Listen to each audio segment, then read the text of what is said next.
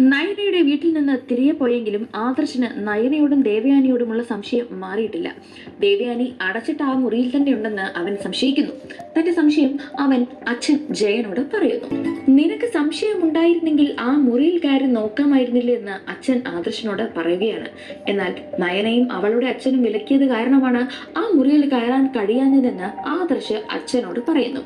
എന്തായാലും ഇതിന്റെ ക്ലാരിഫിക്കേഷൻ കിട്ടുന്നത് വരെ രണ്ടുപേരെയും സസൂക്ഷ്മം വീക്ഷിക്കണമെന്ന് ആദർശും ജയനും തീരുമാനിക്കുന്നു. അതേസമയം ആദർശ് പോയല്ലോ എന്ന സമാധാനത്തിൽ മുറിക്ക് പുറത്തേക്ക് ഇറങ്ങിയിരിക്കുകയാണ് ദേവയാനി.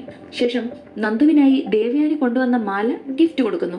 കൂട്ടത്തിൽ അനിയുമായി അകലം പാലിക്കണമെന്ന് വീണ്ടും വീണ്ടും നന്ദുവിനെ ഉപദേശിക്കുന്നു.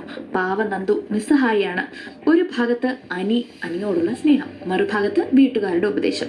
അവൾക്ക് എന്ത് ചെയ്യാനാവും? സത്യത്തിൽ അനാമികയാണ് പാലിൽ വിഷം കലക്കിയത് എന്നറിയാതെയാണ് ദേവയാനി അവൾക്കായി ഇത്രയും ചെയ്യുന്നത്. ദേവയാനി സത്യം അറിഞ്ഞിരുന്നെങ്കിൽ അനാമിക അനിയുമായി ഒന്നിച്ചു പോകണമെന്ന് പറയില്ലായിരുന്നു. എന്തായാലും നന്ദു ഉപദേശം കേട്ട് ശ്വാസം മുട്ടിയിരിപ്പാണ്. ട്രെയിനിങ് കഴിഞ്ഞ് SI ആയ ശേഷം ഒരു പോലീസ് ഓഫീസറെ കൊണ്ട് കെട്ടിക്കണമെന്നാണ് കനകയുടെ പ്ലാൻ. എന്നാൽ ജ്യോത്സ്യൻ നന്ദുവിന്റെ കാര്യത്തിൽ പറഞ്ഞത് കനകയ്ക്ക് ഓർമ്മയുണ്ട് താനും. ആ പേടി കനകയ്ക്കുണ്ട്. എല്ലാം ശുഭമായി നടക്കുമെന്ന് പറഞ്ഞ് ദേവയാനി ഇറങ്ങാൻ തുടങ്ങുകയായിരുന്നു. അപ്പോഴാണ് അപ്രതീക്ഷിതമായി അഭി വീട്ടിലേക്ക് എത്തുന്നത്. നബിക്ക് വിഷു ആയതുകൊണ്ട് സമ്മാനമായി ഒരു മോതിരം കൊണ്ടാണ് അഭി വന്നത്.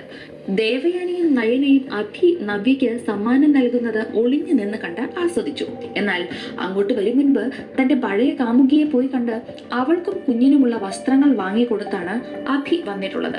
എത്രയും പെട്ടെന്ന് തന്റെ കുഞ്ഞിനെ അനന്തപുരിയിലേക്ക് കൂട്ടിക്കൊണ്ടു പോകണമെന്ന് അനഘ ഇപ്പോഴും അഭിയോട് പറഞ്ഞുകൊണ്ടിരിക്കുകയാണ്.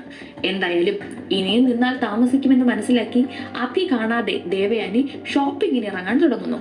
നയനയെ കൂടി കൂട്ടട്ടെ എന്നും ഷോപ്പിങ്ങിന് ശേഷം തിരികെ അയക്കാമെന്നും, എന്നാൽ ഒരുപാട് ദിവസം ഇവിടെ നിർത്തരുതെന്നും പറഞ്ഞാണ് ദേവയാനി അവിടെ നിന്ന് ഇറങ്ങുന്നത്. ഇവിടെ വെച്ചാണ് ഇന്നത്തെ എപ്പിസോഡ് അവസാനിക്കുന്നത്.